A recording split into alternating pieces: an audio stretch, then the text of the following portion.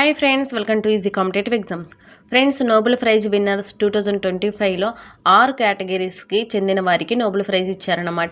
కానీ ఫ్రెండ్స్, ఏ రంగంలో ఎవరికి ఇచ్చారు, ఎవరికి ఆ పేర్లు ఏంటి అనేది గుర్తుపెట్టుకోవడం అనేది చాలా కష్టం. ఎందుకంటే ఆ నేమ్స్ కూడా కొద్దిగా డిఫరెంట్గా ఉంటాయి. మన ఇండియన్ నేమ్స్ కావు కాబట్టి చాలా డిఫరెంట్గా ఉంటాయి.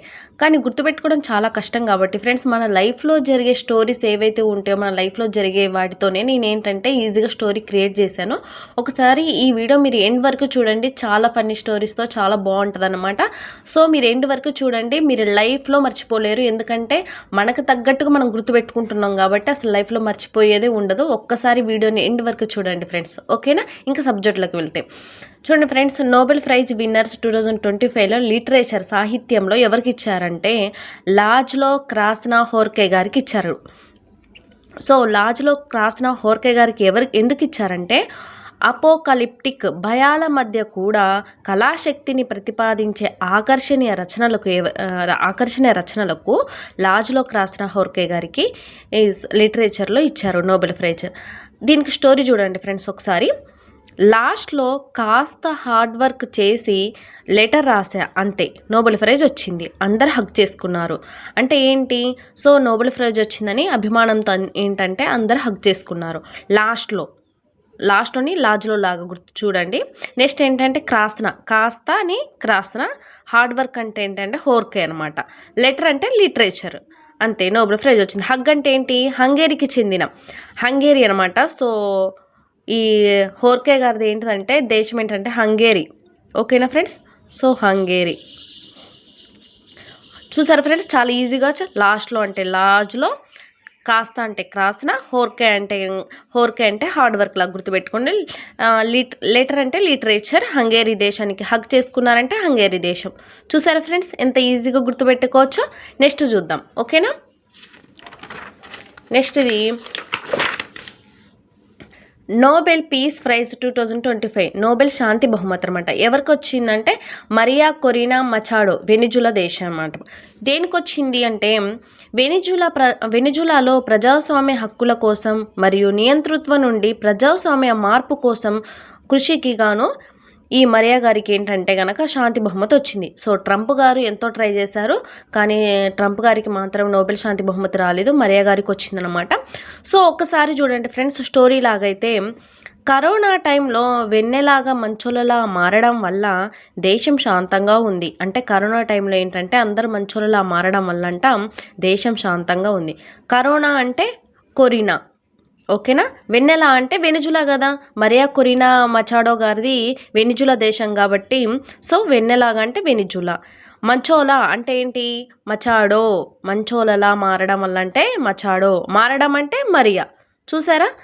సో మారడం వల్ల దేశం శాంతంగా అంటే నోబెల్ శాంతి బహుమతి కదా, కాబట్టి శాంతంగా.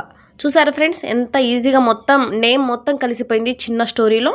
సో కరోనా టైంలో వెన్నెలాగా మంచోలలా మారడం వల్ల దేశం శాంతంగా ఉంది. చూసారు ఫ్రెండ్స్ ఎంత ఈజీ గుర్తుపెట్టుకోవచ్చో, ఓకేనా?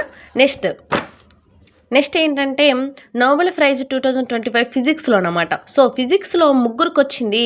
ఎవరంటే వాళ్ళ పేర్లు ఏంటంటే John Clarke, Michel H Devoret, John M Martinis గారికి. ఈ ముగ్గురికి ఏంటంటే నోబెల్ ప్రైజ్ ఫిజిక్స్లో వచ్చిందనమాట. సో దేనికంటే ఎలక్ట్రిక్ సర్క్యూట్లో మైక్రోస్కోపిక్ క్వాంటమ్ మెకానికల్ టన్నలింగ్ మరియు శక్తి పరిమాణీకరణ యొక్క ఆవిష్కరణకు గాను ఈ ముగ్గురికి వచ్చింది. సో స్టోరీ ఏంటంటే ఒక్కసారి చూడండి. జాన్ క్లాక్ ఫిజిక్స్ ల్యాబ్లో పెట్టడానికి కొని మార్టిన్ సార్కి ఇచ్చాడు. మార్టిన్ సారు దేవుడా ఇంత రేటా అన్నాడు. సో ఆ క్లాక్ ఇంత రేటా అన్నాడు.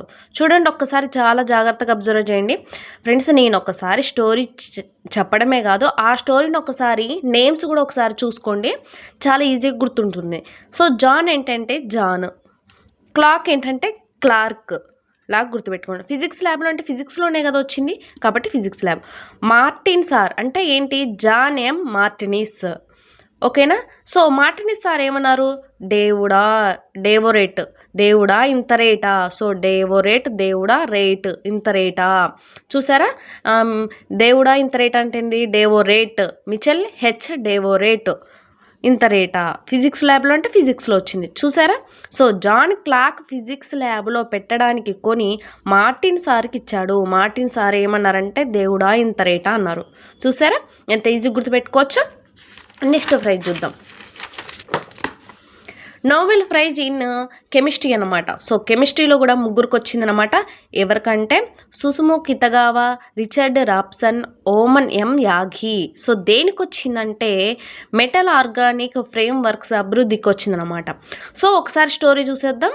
చూడండి స్టోరీ ఏంటంటే సుమా కొడుకు ఓంకార్ డైరెక్టర్గా మూవీస్ చాలా రిచ్గాను మరియు కెమిస్ట్రీగా ఉండేటట్టు తీసాడనమాట. సో చాలా రిచ్గా ఉన్నాయంట, చాలా కెమిస్ట్రీగా ఉన్నాయన్నమాట.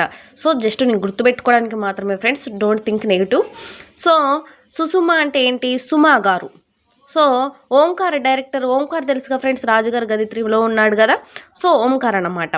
సో ఈ ఓంకార్ అంటే ఏంటి, ఓమన్ ఎం యాఘీ అన్నట్టు. ఓంకార్ అంటే ఓమన్ ఎం యాఘీ. డైరెక్ట్గా మూవీస్ చాలా రిచ్గా అంటే రిచర్డ్ మరియు కెమిస్ట్రీలో అంటే కెమిస్ట్రీలోనే కదా వీళ్ళకి వచ్చింది. సో కెమిస్ట్రీ అన్నమాట ఇది. సో ఉండేటట్టు తీస్తున్నాడు. సుమా అంటే సుమా అంటే సుసుమా. నెక్స్ట్ ఓంకార్ అంటే ఓమర్. సో రిచ్ అంటే రిచర్డ్. కెమిస్ట్రీలో అంటే కెమిస్ట్రీలో వచ్చింది. ఓకేనా ఫ్రెండ్స్, చూసారా. నెక్స్ట్ ఏంటంటే నోబెల్ ప్రైజ్ ఇన్ మెడిసిన్ అనమాట, అంటే వైద్యశాస్త్రంలో కూడా ఏంటంటే ముగ్గురికి వచ్చిందనమాట. చూడండి ఒకసారి వాళ్ళ పేర్లు ఏంటంటే Mary E Brunkow, Fred Ramsdell, Shimon Sakaguchi. So Sakaguchi అనమాట. సో వీళ్ళకి ఎందుకు వచ్చిందంటే పరదీయ రోగ నిరోధక సహనంపై చేసిన ఆవిష్కరణకు గాను ఈ నోబెల్ వైద్య శాస్త్రంలో ఇచ్చారనమాట నోబెల్ ప్రైజ్. ఒక్కసారి స్టోరీ చూడండి ఫ్రెండ్స్, చాలా జాగ్రత్తగా చూడండి. రామ్ ఫ్రెండ్ మేరీ ఇద్దరూ కలిసి చక్కగా కూర్చొని డెల్ ల్యాప్టాప్లో వర్క్ చేస్తూ కోవా కలిపిన బ్రూ తాగుతూ ఉంటే అది వాళ్ళకి మెడిసిన్లా పనిచేస్తుందంట. సో చూడండి రామ్ ఫ్రెండ్, చూసారా, friend Ram, Mary. So Mary Brunkow ఇద్దరు కలిసి చక్కగా కూర్చొని అంటే సకాగుచ్చి, షిమోన్ సకాగుచ్చి. ఓకేనా, చూడండి Dell laptop, friend Ram Dell. చూసారా నేమ్ మొత్తం వచ్చేసింది. ల్యాప్టాప్ వర్క్ చేస్తూ కోవా అంటే బ్రంకోవా, కోవా కలిపిన బ్రూ. చూడండి బ్రంకోవా అంటేనే బ్రమ్ అంటేనేమో బ్రూ, కోవా అంటేనే khova, Brunkow. So Bru khova. Mary అంటే ఆల్రెడీ మేరీ కూడా వచ్చేసింది. చూసారా నేమ్ మొత్తం వచ్చేసింది, మేరీ ఈ బ్రంకోవా. చూసారా చాలా ఈజీగా గుర్తుపెట్టేసుకోవచ్చు. నెక్స్ట్ ఏంటంటే Fred Ramsdell. So friend Ram Dell ల్యాప్టాప్లో. చూసారా ఈ నేమ్ మొత్తం వచ్చింది. చక్కగా కూర్చొని అంటే చక్కగా 3 నేమ్స్ వచ్చేసాయి ల్యాప్లో కూర్చొని. సో ఇలా బ్రూ కలిపిన అంటే చాలామందికి ఏంటంటే టీ బ్రూ అయినా కానీ కాఫీ అయినా ఇవేంటి ఏంటంటే మెడిసిన్లా పనిచేసిందంటే యాక్టివ్గా పనిచేస్తారు కదా. సో అలా అనమాట. సో మెడిసిన్లో వచ్చింది కాబట్టి సో వీళ్ళకి ఏంటంటే నోబెల్ ప్రైజ్ కూడా మెడిసిన్ అనమాట. చూసారా ఎంత ఈజీ గుర్తుపెట్టుకోవచ్చు. నెక్స్ట్ చూద్దాం. నెక్స్ట్ ఏంటంటే నోబెల్ ప్రైజ్ ఇన్ ఎకనామిక్స్ అనమాట. So Nobel prize in economics ఎవరికి వచ్చిందంటే ముగ్గురికి వచ్చిందనమాట. ఇది కూడా చూడండి చాలా జాగ్రత్తగా. Joel Mokyr, Philippe Aghion, Peter Howitt. దేనికి వచ్చిందంటే సృజనాత్మక నాశనానికి సంబంధించిన సృష్టించబడిన వృద్ధి సిద్ధాంతంపై పరిశోధనకు వచ్చింది. ఓకేనా, ఒక్కసారి స్టోరీ చూడండి. పీటర్ జైలులో ఆగు అయాన్ అని పిలిచి ఫిలిప్పీ కంపెనీ టీవీ, కీర్ ఎకనామిక్ అంటే మనీ అన్నమాట. ఎకనామీ అంటే ఎకనామిక్ కూడా హెల్ప్ చేసి వెళ్ళాడు.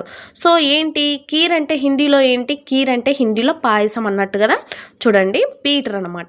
సో పీటర్ ఏం చేసిందంటే జైలులో ఉన్న ఇప్పుడు జోయల్ అంటే జైలు. సో జైలులా గుర్తుపెట్టుకోండి. పీటర్ అంటే పీటర్ హోవిట్.